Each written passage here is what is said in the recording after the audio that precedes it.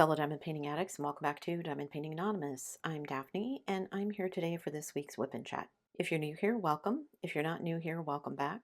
WIP, W-I-P, stands for Work in Progress, and this is mine.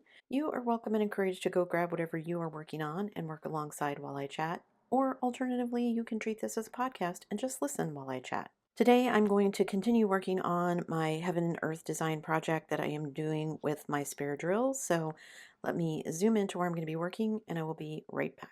Okay, so while I get started on this first color, let me jump into my regular life. What's been going on in my regular life? Not a ton. It was kind of a quiet week. We went up to my mother-in-law's for dinner last weekend. We had ham and scalloped potatoes, and it was really good. My brother-in-law is a good cook. He and my husband both like to cook, so I am the lucky recipient of a lot of meals that someone else makes, which is awesome. Hubby made schnitzel for dinner tonight with mashed potatoes and my brother-in-law's mustard sauce, which was really good. My son even ate dinner with us for once, which he doesn't usually do. So it's just been kind of a quiet week, sitting at home. I did some tutoring this week. I'm still working on my project for that. We've got a survey we're giving all of our learners. My student picked out a book that she wants to try and read, so we're going to be starting on that next week, hopefully. I found out one of the guys that is a tutor has had the same student for 14 years now, I think they said. He was one of the first tutors and the student was one of the first learners they ever had. But I told hubby, after 14 years of tutoring, I think they can just admit that they're friends and they enjoy spending time together. So ostensibly he meets with the student and they read books together. But after 14 years, I would think the guy's English is pretty good. And you guys are just meeting now because you want to, not because you need to. Anyway, so I did some tutoring this week. We did hear from, I told you, one of my step nieces might be moving in with my mother-in-law. It turns out that's not happening. I guess the job that her partner was up for, he didn't get it. So I don't know if he's going to try and get it again and maybe go through the whole process again or what they're going to do now, but I guess we'll find out. I can't remember if I told you guys, when we were up at my mother-in-law's, she was asking about a TV. It was a TV that was in my father-in-law's room when he was at the care home, and she didn't really have anywhere to put it, so she wanted to know if we wanted it. And my husband was like, no, we don't need another one. And I was like, excuse me, I could put one in my diamond painting room. So earlier this week, he hung it up on the wall for me. So I now have a TV that I can watch while I sit here and diamond paint, which is nice. So we're not really in the same room, but at least I can have the TV on and I can have something, which is what I used to do in our other house. I was in the living room, but that's where the TV was. So I spent most of my time diamond painting out there so that I could have the TV on for kind of background noise while I was working. That's one of the reasons I like watching the true crime shows, because I don't really have to watch. I can just listen and keep track of what's going on. I do have some podcasts I listen to as well. One of the ones that I listen to, the narrator is a guy from Australia. I like to listen to him with his accent. And right now they're doing a 4-part series on BTK, who was a serial killer in the town where I grew up in Kansas. So it's been kind of interesting. There were things that I didn't know about it, and I don't know, I just think it's interesting to learn new stuff. Hubby and I have been looking for new shows to watch too. We watched some new series. I told you guys, I think, before that we watched Scarpetta. I've never read any Patricia Cornwell books, but my mom was a big fan, but we watched that one. And then I saw one about the Alex Murdaugh case, or Murdoch, I guess is how they pronounce it, even though it's spelled A-U-G-H. Anyway, it looked interesting, so hubby and I watched it. Patricia Arquette plays the wife. It was interesting. Remember hearing the name, but I didn't really follow anything about the case. So it was interesting to watch and kind of see what happened. And then after we got done watching it, I went and did some more reading up on it. I may have to find a book on it and read the book because There's just so much. Everything isn't finished, apparently. He got convicted of the two murders, but he's also been found guilty of all kinds of embezzlement and fraud and all kinds of stuff. And it's still ongoing. They're still uncovering. Like one of the things I was reading, as late as last year, there were new charges being filed against him. So who knows what they're going to continue to find. Something like at least $20 million is missing, they said, and they don't know where a bunch of it went. I'm like, how can you not know where it went? I mean, it went in his pocket, obviously, but anyway, so we watched that one. So I always like to watch stuff like that because if it leads me to a book, like I ended up reading the books about the Black Dahlia and stuff like that, so I may end up reading a book about them. I always set a book goal for myself to read every year. Some years I read more than others, but I do set a goal every year that I try and make. So I'm going to be looking out for something about the Murdochs, and I think one of the things also on my I want to read list is the book by Jeanette McCurdy about her mom. Sort of like a mommy dearest kind of book, I guess. But I remember watching her. She was a child star on one of the shows that my daughter used to watch all the time, iCarly. And I remember thinking at the time watching it that she didn't seem like she was very happy about being there some days. So I think it'd be interesting to see what she was really feeling and thinking behind the scenes. I watched a lot of biographies lately too. I watched one, Hubby and I watched one on Val Kilmer. We watched one on Pee Wee Herman. We watched part of one on Natalie Wood. We watched one on, it was by Mariska Hargitay about her mom, whose name escapes me at the moment. I can't believe I can't think of her name. It'll come to me at some point. Anyway, so I don't know why I've been so into biographies and memoirs and historical stuff lately, but that's a lot of what we've been watching. I've also gotten sucked into a TV show called Digging for Britain, which has been on for a long, long time, but it's interesting to watch because in Britain, it's been occupied for so long. Every time they dig to put in a new building or something, they find something they didn't know was there. So, old Roman settlements, old Viking settlements, that sort of thing. We've been watching a lot of TV shows because it has been super cold here several times this week. We've actually gotten snow twice this week. Not a huge amount of snow, but enough to cover the ground. And several of those days it was super windy. And the wind, when it's windy like that, because we live so close to the water, it's just that wind that cuts right into your bones. So we've been snuggled up on the couch with the wood stove going and snuggled on the under the blankets watching TV. Of course, hubby has a race this weekend, so he's been watching that. But it's been nice having the TV set up out here so I can watch something and hubby can watch something. We're far enough apart, there's enough of a wall between us that it's not too noisy to have both TVs going at the same time. That way I can watch something while he watches his races or whatever. I don't mind watching the Formula One, but he likes to watch anything racing, so I don't really like IndyCar or NASCAR. Or he watches like motocross racing, that kind of stuff sometimes. No interest in that. I've been struggling a little bit this week. My knees have really been acting up. Hubby and I went grocery shopping, and after about 20 minutes of walking around in Walmart, I was hobbling so bad that I was like, I'm going to need crutches if we don't get out of here soon. I'm not quite sure why they're acting up so much. I think what's happening is when I sit down to diamond paint or when I was working on the stickers and stuff, I unconsciously cross my legs in weird ways. Like I cross my legs at the ankles and stuff without realizing it, which puts my knees at a weird angle and puts pressure on them. So I think I need to get some kind of a footrest or something to remind myself to just keep my feet in one place and see if that helps. Because we didn't play pickleball this week, and I still didn't do a bunch of walking with my son. I mean, we went out, but 15, 20 minutes in the cold, and my knees hurt so bad. I'm like, if I'm going to make it home, we got to turn around now.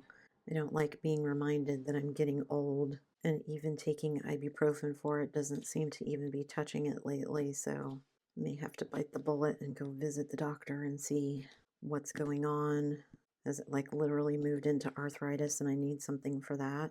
I really don't want to take any more pills. I'm on enough as it is. Although I have been doing better at trying to eat less sugar, so that's good. I forgot to tell you, I also watched a show on a guy who he was found out he was adopted, and when he started looking for his birth dad, for whatever reason, he found enough information that he became convinced his dad was the Zodiac killer. So he decided to write a book about it. It was kind of interesting because they actually were interviewing the publisher of the book as well. And basically, it came out that when you read like those memoirs and biographies and all that kind of stuff, the publisher itself doesn't do any fact checking. That's supposed to be on the author to do.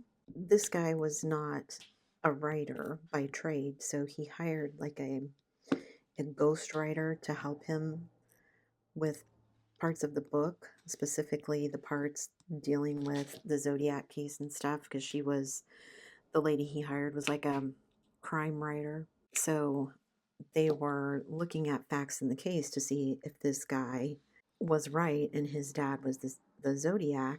And, I'm telling my husband, but I thought Zodiac had never been solved and all this stuff. So there were lots of coincidences with this guy's dad. But then it turned out when they're talking to the ghostwriter that several of the things that he had told her that were true turned out to not be true, or files that he had given her, he had made changes to and not told her he'd made changes. So, like, she would think she was looking at an original document, but it was something that she'd added things to. So, things that she had written, well, this is true because of this document or whatever, were not true because he had changed what they said. So, it wasn't the police saying it, it was him. Which she said she didn't know. Don't know whether she did or not, but she was absolutely horrified. So it's just interesting. And I found it interesting. Of course, they're talking to the publisher and asking the publisher, you guys fact checked any of this? Well, we just don't have time and blah, blah, blah. And I'm like, yeah, they were in a rush to get it to publication because they wanted to get it out. He was writing the novel right as one of the anniversaries or something came up. So they wanted to get it published in time to coincide with that. So they don't care whether or not any of the stuff in the book is true, as long as they make money on it. So, something to remember when you're reading all of these books and memoirs and things that, they may be true according to those people's perceptions of them, but does that mean they're factually accurate? Not necessarily. Jane Mansfield, that's Mariska's Hargitay's mother. I told you I would think of it. I knew it would come to me eventually. Mine like a steel sieve, as my dad used to say. Okay, I know I saw some of these candles somewhere. That's the bad thing about doing these cross-stitch conversions. There's so many symbols. Okay, I swear I saw like 3 of these candle ones, and of course now that I'm looking for them, I don't see any. There's one. Is that literally the only one I saw? I got this out for one drill. I usually try to do ones that there are the most of. I swear I saw more than one of these, but guess not. Or I'll find it when I'm doing another color and then be like, why didn't I see that one right there? The other thing that I've been doing this week is playing my tiny bookshop game. I actually finished the game, but I still have like 6 or 7 achievements that I haven't completed that I want to do. I'll see there now. There's another candlestick that I missed. So I did see more than one. So I'm going to keep playing the tiny bookshop game until I have all the achievements completed. Mostly it's about selling a certain kind of books and a certain number in a day. So like there's 6 different genres of books and you have to sell, well, the achievements are to sell 40 of each different type in one day. I've gotten several of them done already, but you have to time it with events so you get enough customers to buy that many books. They have this annoying thing where once you finish the game, you get a bookshop so that you can run it instead of your little traveling tiny bookshop. You can do both. But when you go to this one location now, it's an actual brick and mortar store. But if you put more than 100 books in there, then you get like a huge negative for people to decide what kind of book to buy. They call it analysis paralysis. So you have too many books on display, so they don't know which ones they want to pick. And I'm like, I mean, I get it, but that's so annoying. And it's such a high percentage of a minus. It's like minus 15% to them deciding to buy anything when all the items and stuff that you can add to your bookshop to make them help them buy a particular genre or something are like the highest you can get is like a +5. So overcoming that minus 15 is almost impossible.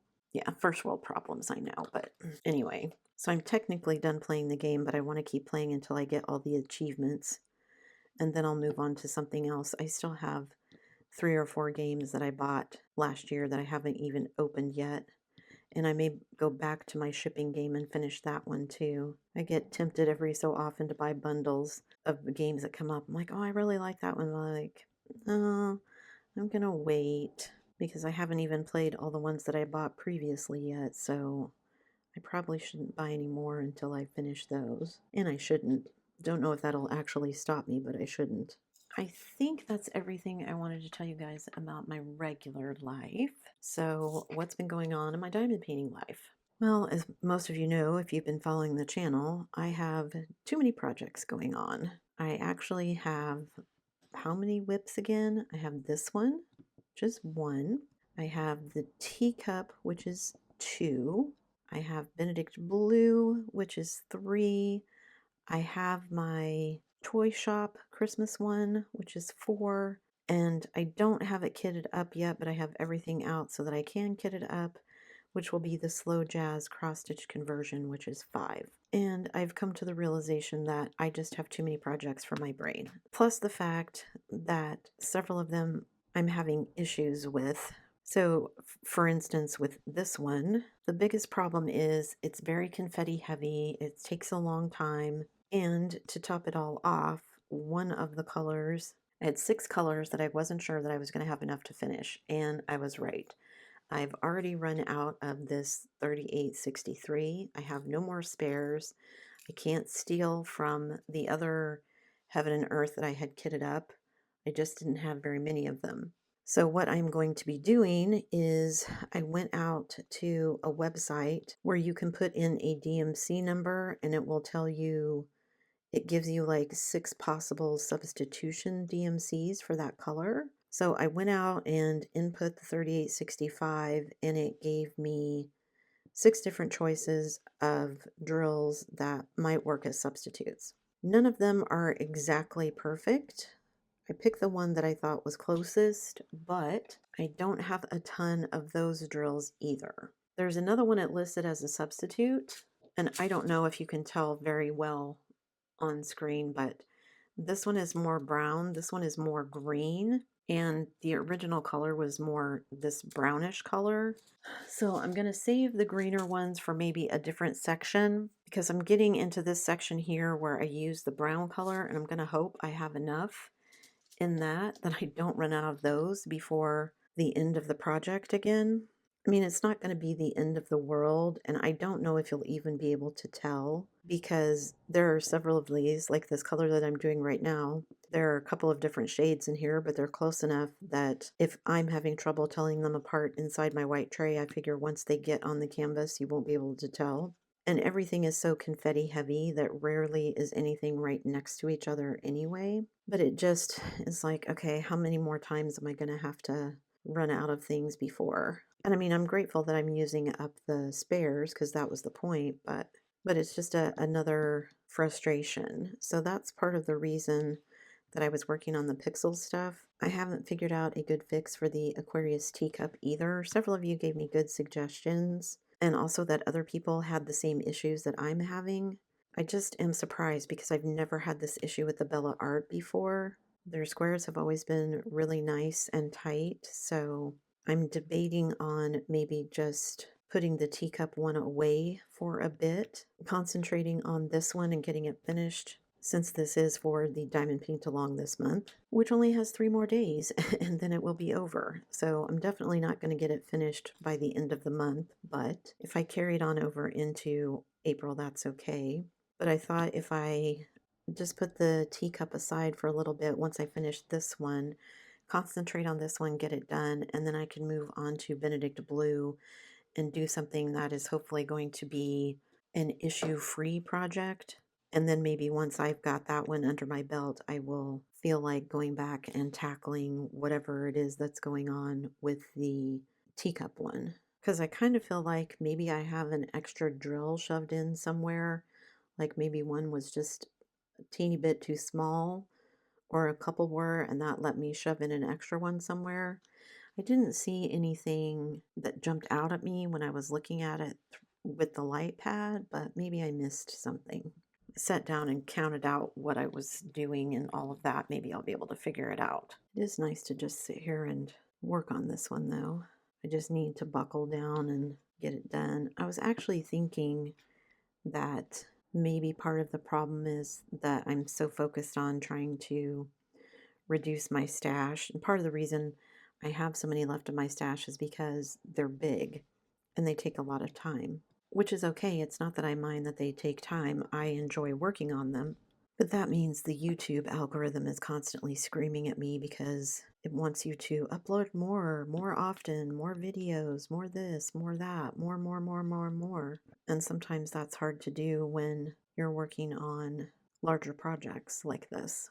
That was also part of the reason that I was working on those sticker projects, because I don't want to start Benedict Blue until April, but I wasn't going to finish either the teacup or this one for the month of March. I wanted something that was going to be some sort of a win for me, I guess. Now I'm just thinking about when I do my goals update, I'm going to have no finishes, no diamond painting hours for March. I mean, they'll get included in April when I finish this, but for March it's going to look like I did a whole lot of nothing. I just need to, I think I need to start getting up early in the morning and coming down here and putting in some hours before everybody gets up while it's still quiet. Turn on my little TV and or listen to a podcast or something. I could put my earphones in while I do that. Oh, I take that back. I'm going to have at least one finish, I guess, because I finished those cross-stitch conversions, the stamp ones, the landmark ones that I did. Okay, that makes me feel slightly better. So March won't be a complete loss. I mean, again, it's not the end of the world if it is, but at least I'll get to add on some things. And then maybe I'll be super productive in April. I doubt that's going to be true, but gotta pump myself up somehow, right? So a lot of you had interesting feedback about the pixel stickers that I did. And again, just something that I had seen, that I like solving puzzles. So the nonograms were the appeal. And then the other ones I was like, let me try them and see how I like them. Okay, I think that's it for this whip and chat this week, guys. Apologize if it's kind of short, but don't forget to check out the cute doggies at the end. I think I got some cute video this week. But I'm curious to know your thoughts on, I know I said I was going to go from small to big, but I'm feeling like maybe abandoning the Aquarius for a while is what I need to do so that I can concentrate on this one and get it finished. You can see it's looking pretty good, I think.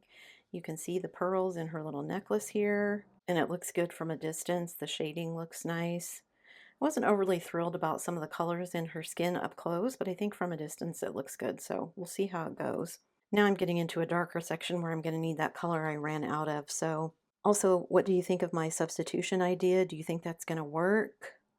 I mean, I could go out and try and find on Amazon some drills of that specific color or something, or on one of the budget companies, but I just feel like for one or two colors it's probably not worth it, and if I can sub in something that's fairly close, maybe I'll get away with it. So let me know what you think down in the comments below. Before you leave, guys, don't forget to do all the things. If you like this video, give it a thumbs up, hit that subscribe button if you haven't already, and hit that bell notification icon so that you can be informed of future uploads. And as always, guys, thanks so much for watching. Oscar. Oh, too close. Too close. What are you doing over there, Sable? Are you being a good girl? Are you being a good girl? Yes. Thank you, Oscar. Laying on the pillows. Is that what you're doing? Laying on the pillows. Are you being a good girl? Yeah. You're such a good girl. Look at your talons.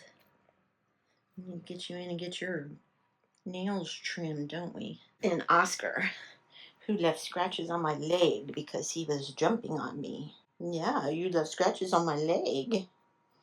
You need to get your nails trimmed too. Yes, you do. You're such a good boy. You're such a good boy. What are you doing over there, Sable? What are you doing over there, Sable? Oscar, you just love having your chin scratched, don't you? Just love having your chin scratched. Yeah.